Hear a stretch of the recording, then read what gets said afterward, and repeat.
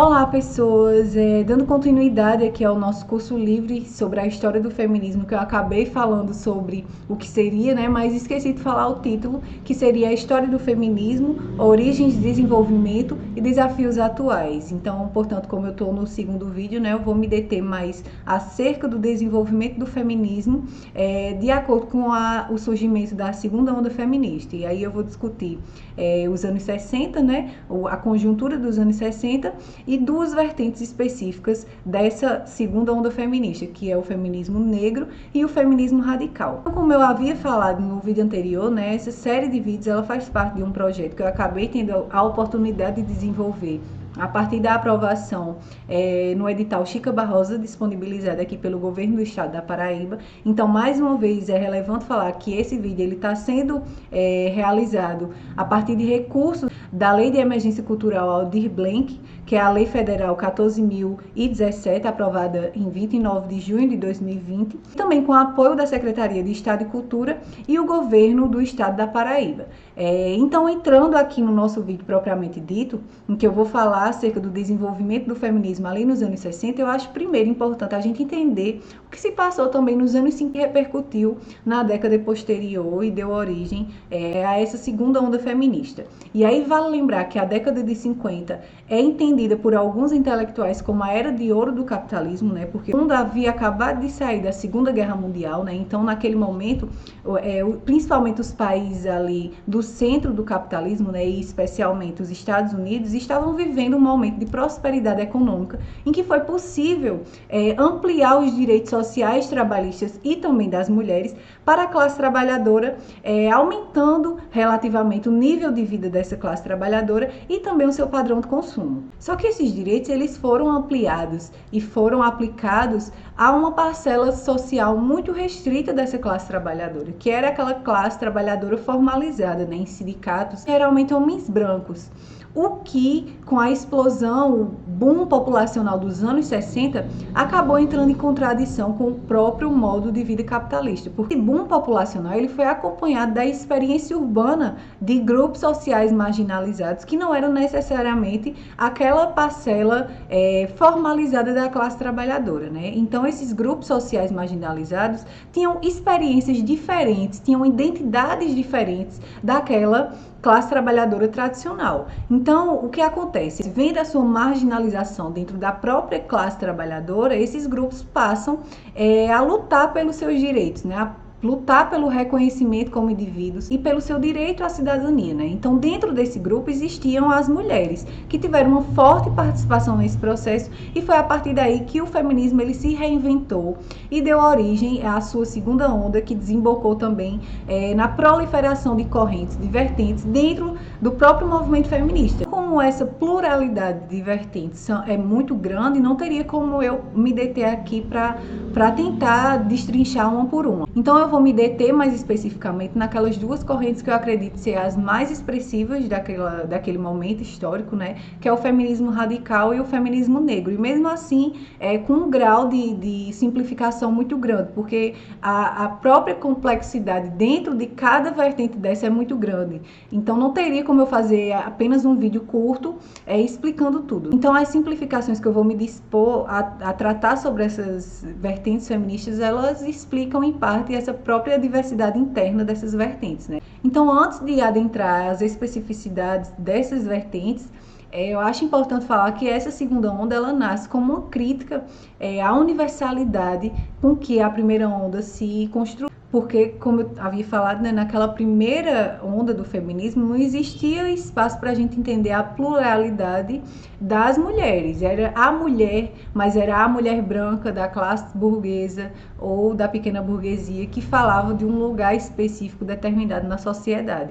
E aí essa nova onda ela vem para questionar essa universalidade, né, mostrar que as mulheres elas são plurais, que já era também um germe ali das ideias da crítica socialista e especialmente marxista, as feministas liberais, que apontava para a homogeneidade com que a primeira onda feminista entendia a opressão da mulher. Com o esgotamento dessa primeira onda, né, que reivindicava a participação da mulher no mercado de trabalho, o direito ao voto, a participação política no geral e o direito formal à educação, com o esgotamento dessa primeira onda, foi percebido que as mulheres elas não se emanciparam após a consolidação de suas demandas, né? As mulheres dessa nova onda fazem um esforço de evidenciar que existem outros mecanismos de opressão da mulher, que inclusive fazem parte da vida cotidiana, né? E é nessa onda especialmente que aquela ideia de que o pessoal é político ganha evidência. O marco dessa nova fase do feminismo é a publicação do Segundo Sexo, que não acontece ali nos anos 60 propriamente disso, mas que tem uma grande influência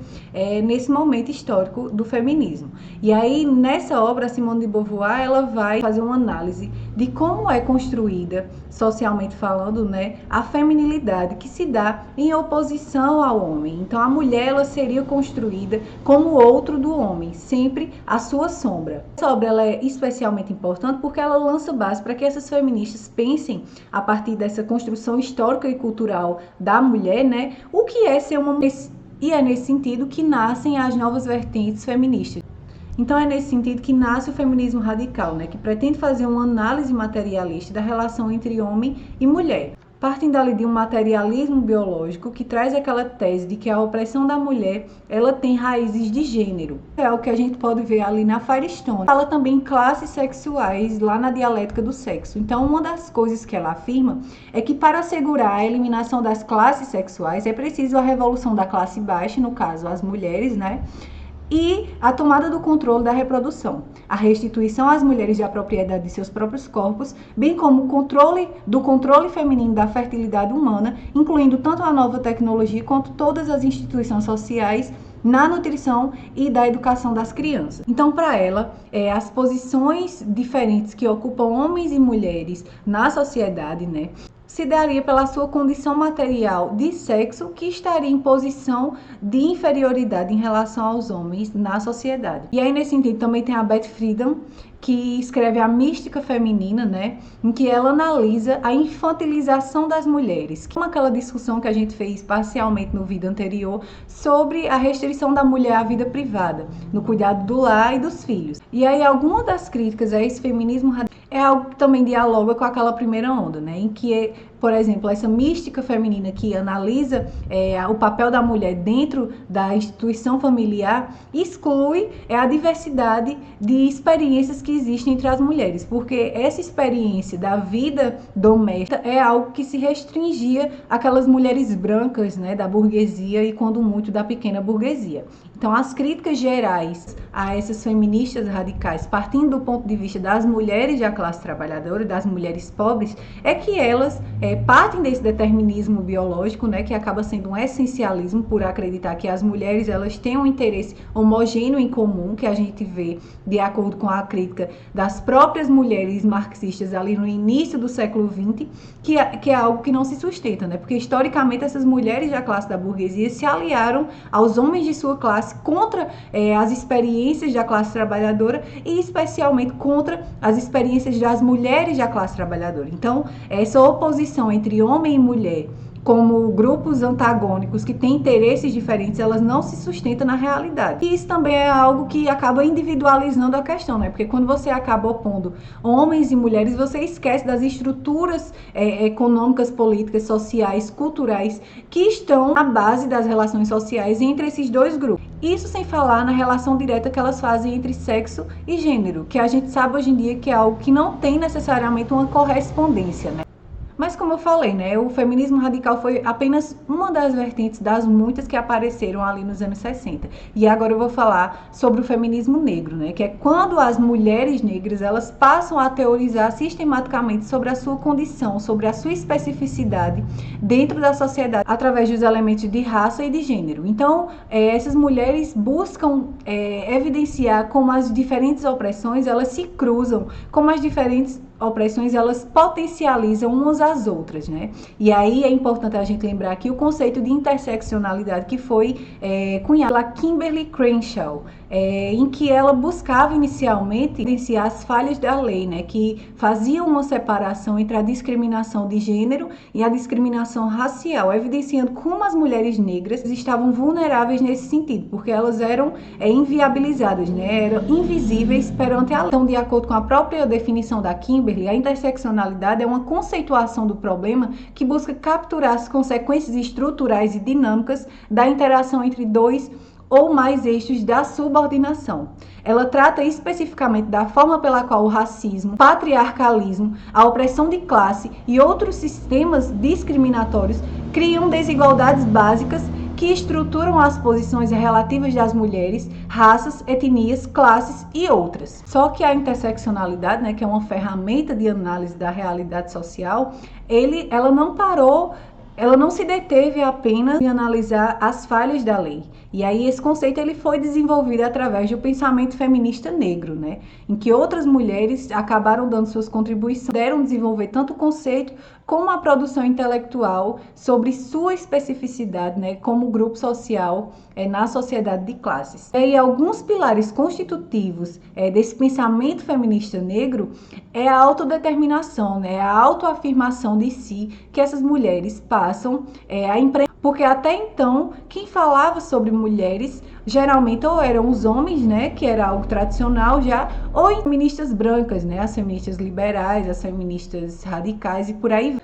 Então essas mulheres, elas tomam as rédeas de seus próprios interesses. E aí outro pilar constitutivo desse pensamento feminista negro é a não hierarquização de opressão, justamente partindo do conceito de interseccionalidade que pretende evidenciar como, na verdade, essas opressões, elas estão imbricadas, como elas se potencializam e produzem aqueles lugares materiais e ideológicos de subalternidade de mulheres negras. Vale lembrar que esse é apenas o momento inicial que o feminismo negro começa a se desenvolver, são seus primeiros passos. E dentro desse contexto existem ainda alguns nomes importantes aqui que valem lembrar, como o da Audre Lorde, né, a Alice Walker e a própria Bell Hooks. E apesar das diferenças que especificam o pensamento de cada uma delas, é importante que a gente lembre que todas elas partem da mesma concepção de mundo, né? Da mesma forma de entender o mundo através desse conceito central da interseccionalidade. E aí algumas críticas ao feminismo negro é a questão da autodefinição, né? Que, como eu falei, foi muito importante, principalmente para essas mulheres negras, porque elas passaram a tomar as rédeas de seus próprios destinos, de seus próprios interesses, da sua própria história. Só que a autodefinição por si só, ela não é suficiente e, além de tudo, é ilusória, porque a gente já nasce numa sociedade que tem uma cultura, né, determinada, em que a gente entra nessas relações sociais de forma a internalizar essa cultura. Então, você se autodefinir, apesar de ser importante para você conhecer a si mesmo, né, conhecer sua história, é insuficiente no sentido de que essa autodeterminação ela não pode se realizar dentro da sociedade de classes, porque o capitalismo ele é incompatível com a plena autonomia do indivíduo, né? Para a gente poder ter uma plena autonomia individual ou de grupo, é preciso que toda a sociedade também tenha esse direito à autonomia. E aí outra crítica à concepção interseccional da realidade é justamente a ideia de que nem tudo é opressão, porque a interseccionalidade, como ela pretende não hierarquizar opressões, acaba tomando tudo como opressão. Então, a classe é uma opressão, a questão de gênero é uma opressão, a questão racial é outra opressão. Na verdade, as coisas são mais complexas e tudo é opressão, porque a opressão é diferente de exploração e a gente não pode levar isso apenas como uma diferença entre relações sociais muito bem determinadas e concretas, que estão ligadas a interesses de grupos, de classes e por aí vai.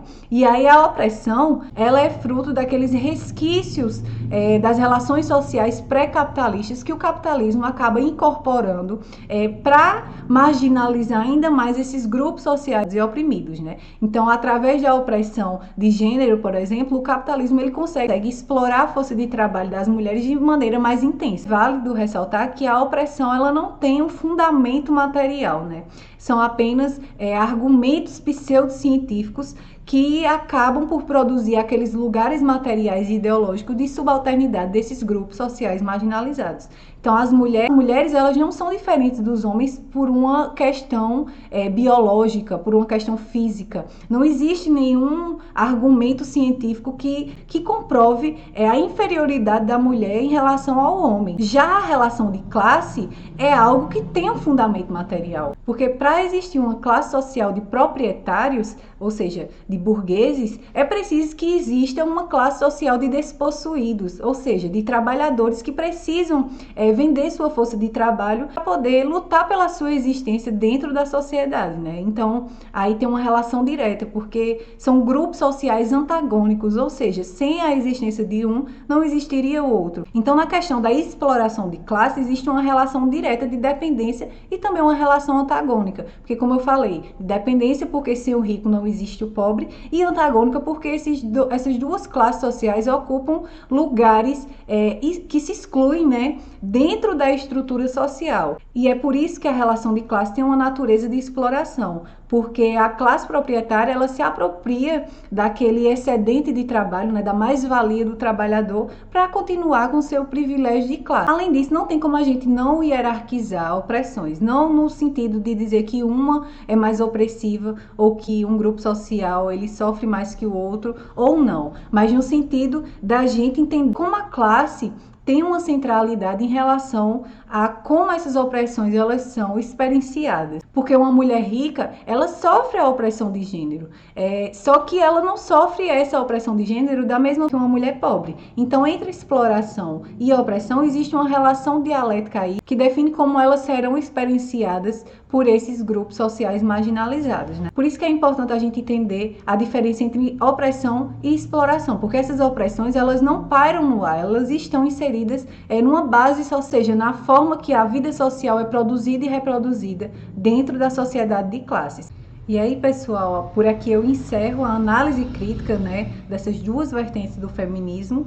E no próximo vídeo eu vou falar mais especificamente como elas passam a operar sua prática política cotidiana após os anos 70, né, em que ocorre a reestruturação do sistema capitalista de produção, que se assustou com essas demandas dos anos 60, né, que eram cada vez mais fortes e crescentes contra o padrão de vida capitalista, e precisou se proteger das ameaças desses grupos sociais marginalizados, e aqui em especial as mulheres, né, as feministas, através da contraofensiva do capital, né, que acabou colocando aí o neoliberalismo, uma forma mais flexível de acumulação do capital e de exploração do trabalho. Então é isso, pessoal. No próximo vídeo eu vou falar mais um pouco sobre isso, né? E como o neoliberalismo ele coloca novos desafios para o movimento feminista contemporâneo. Eu espero que vocês tenham gostado do vídeo. Não esqueçam de dar like, se inscrever no canal e até a próxima.